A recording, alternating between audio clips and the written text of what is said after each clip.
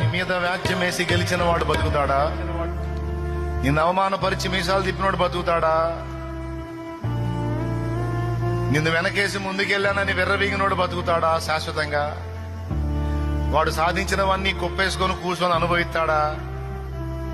అది ఒట్టిదేగా.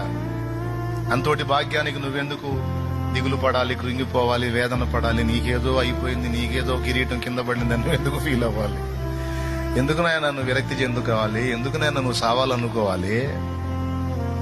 అవమానాలు ఎదురైనయా? రాని నాయన. అవమానాలు దేవుడిస్తే అయ్యే తాగు నాయన. నీకు పాత్రలో ఏం పోశాడు? ఫైనల్ గా చెప్తున్నా, ఏమనుకోవద్దు.